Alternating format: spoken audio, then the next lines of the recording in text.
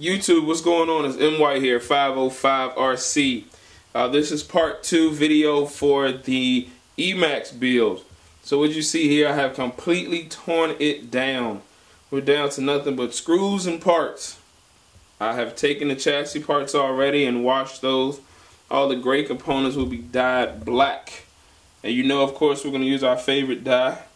That good old RIT dye. I hope I'm saying that right, but RIT dye, black RIT dye. And I'm going to show you how I do that here momentarily. Also, since I had it broken down, I had to get some new front and rear skid plates. Yes, I went with stock. I think they look better, so we're going to try those and see how they turn out. Single motor mount.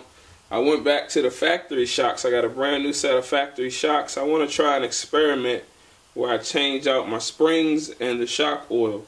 See how that works. Just trying it out.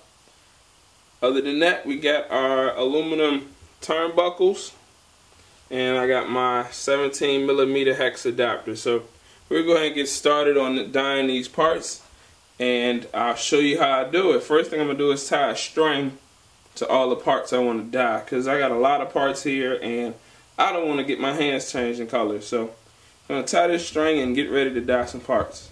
Alright, here we go.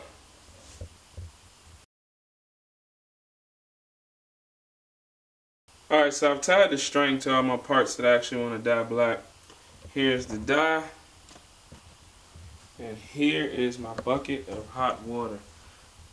You can see the steam coming off of it. So what we're going to do is add the dye to the water. Then we're going to start dropping the pieces in.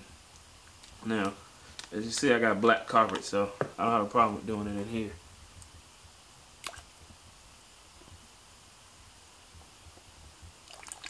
And I'm just going to use the whole bottle. Alright, so I'm going to shake it up a little bit.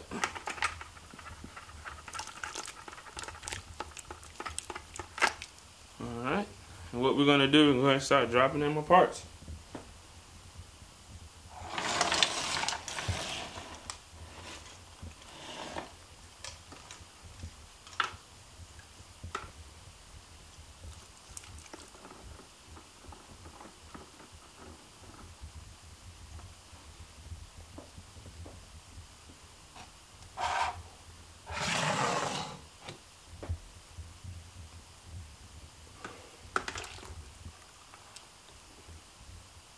Alright, now I'm going to let this sit for a while. I'll come back and check on it, and we'll see how long it takes. Alright, so I'll let some time pass. Honestly, it's been a little over an hour. I had some things I needed to do, so I said, hey, set it and forget it. So I'm going to go ahead and see what it looks like. Pull the chassis out first. Oh yeah. Looks pretty black. So what I'm going to do now, I'm going to go ahead and rinse them off, let them dry, and then we'll see what they really look like. But yeah, that looks pretty good. So hopefully it's as dark as I wanted. If not, I'll do it again. So let's rinse them off, see what they look like.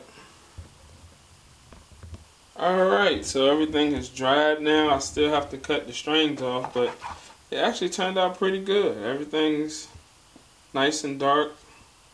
Have a black chassis now. This was a good idea. I like it.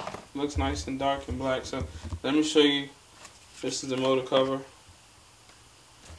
before and after. So it made a pretty good size difference, and turned out real well. So what we will start to see now, I'm going to cut the strings off,